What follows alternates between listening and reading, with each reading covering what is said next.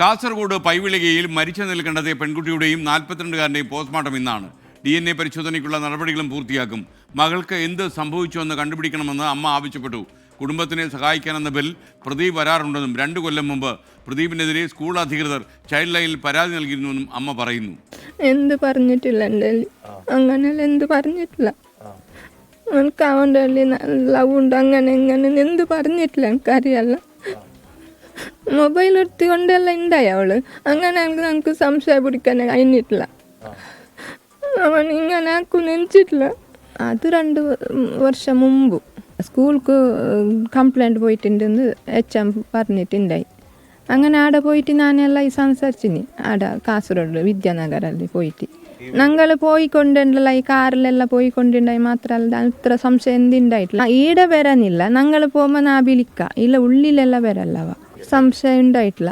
ഞങ്ങൾക്ക് എന്തെങ്കിലും സംശയം ഉണ്ടായിട്ടില്ല. 15-കാരിയെയും 42-കാരനെയും തൂങ്ങി മരിച്ചു നിൽ കാണുകയായിരുന്നു. ഇപ്പോൾ അരുൺ പൂപ്പറമ്പ് കാസർഗോഡ് നിന്ന് ചേരുന്നു. അരുൺ, എന്തൊക്കെയാണ് യഥാർത്ഥത്തിൽ ഇവർ തമ്മിലുള്ള ബന്ധം എങ്ങനെയായിരുന്നു എന്നൊക്കെ പോലീസിന് കണ്ടെത്താൻ കഴിഞ്ഞിട്ടുണ്ടോ? വിവരങ്ങൾ മറ്റെന്തെങ്കിലും ലഭിച്ചിട്ടുണ്ടോ?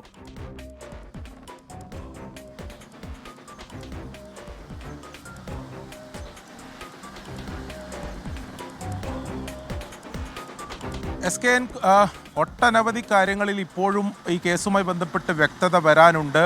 അതിൽ വിശദമായ അന്വേഷണത്തിലേക്ക് പോലീസ് എന്തായാലും കടന്നിട്ടുണ്ട്. ഇതിൽ പോസ്റ്റ്മോർട്ടം എന്തായാലും നിർണായകമാണ്.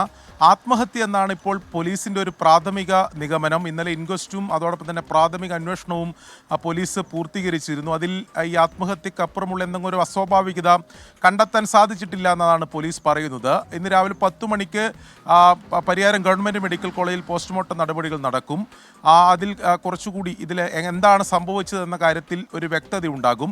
ഇത് ആത്മഹത്യ ആണെങ്കിൽ എന്താണ് അതിന് കാരണം, ഇവർ ആത്മഹത്യ ചെയ്യാനുള്ള കാരണം എന്താണെന്ന് കണ്ടെത്തേണ്ടതുണ്ട്. അത് പോലീസ് പറയുന്നത് അവരുടെ ഫോൺ ഇപ്പോൾ പോലീസ് കണ്ടെത്തിയിട്ടുണ്ട്. അതായത് ഇന്നലെ ഈ മൃതദേഹങ്ങൾ കണ്ടെത്തിയ തൊട്ട് സമീപം തന്നെ ഫോണുകളും 2 പേരുടെയും ഫോണുകൾ ഉണ്ടായിരുന്നു. ഈ ഫോൺ സൈബർ വിഭാഗത്തിന് കൈമാറിയിട്ടുണ്ട്. ആ ഫോൺ ഇപ്പോൾ ലോക്കാണ്. അത് പരിശോധിച്ച് കഴിഞ്ഞാൽ ഈ കാര്യങ്ങളിൽ ഇവർ എന്തിനാണ് ഇങ്ങനെ ഒരു ആത്മഹത്യ ചെയ്തത് അല്ലെങ്കിൽ ജീവനൊടുക്കാൻ തീരുമാനിച്ചതെന്ന കാര്യത്തിൽ ഒരു വ്യക്തത ഉണ്ടാകും എന്നതാണ് പോലീസ് പറയുന്നത്. അല്പസമയം മുമ്പ് നമ്മളോട് ഈ പെൺകുട്ടിയുടെ മാതാവ് പ്രതികരിച്ചിരുന്നു. മാതാവ് പറയുന്നത് ഈ പ്രദീപ് എന്ന് പറയുന്ന 42-കാരൻ അവിടെ സ്ഥിരമായി വീട്ടിൽ വരാറുണ്ട്. ആ വീടുമായി അടുപ്പമുള്ള ആളാണ്. പെൺകുട്ടിയുമായും അടുപ്പമുണ്ടായിരുന്നു. അവർ ഈ വീട്ടിലെ ആശുപത്രിയിൽ പോകുന്നത് ഉൾപ്പെടെയുള്ള കാര്യങ്ങൾക്ക് ഈ പ്രദീപിൻ്റെ വാഹനമാണ് ഉപയോഗിച്ചിരുന്നത്. അങ്ങനെയുള്ളൊരു ബന്ധമുണ്ടായിരുന്നു. അതിനപ്പുറത്തേക്ക് എന്തെങ്കിലും ഒരു ബന്ധമുണ്ടായിരുന്നതായി അവർക്ക് സംശയമുണ്ടായിരുന്നില്ല. 2 വർഷം മുമ്പ് സ്കൂൾ അധികൃതർ ഈ ചൈൽഡ് ലൈനിൽ ഒരു പരാതി നൽകിയിരുന്നു ഈ പ്രദീപിനെതിരെ. ഈ പെൺകുട്ടിയെ ഈ രീതിയിൽ ഉപദ്രവിക്കുന്നു എന്ന് ചൂണ്ടിക്കാണിച്ച്. പക്ഷേ അതിലൊരു നടപടി ഉണ്ടായില്ല എന്നുകൂടി മാതാവ് പറയുന്നുണ്ട്. എന്നാൽ ഇതിൽ വിശദമായ അന്വേഷണം, ഈ കാര്യങ്ങൾ, ഈ ദുരൂഹത നീക്കാൻ ആവശ്യമാണ്. SK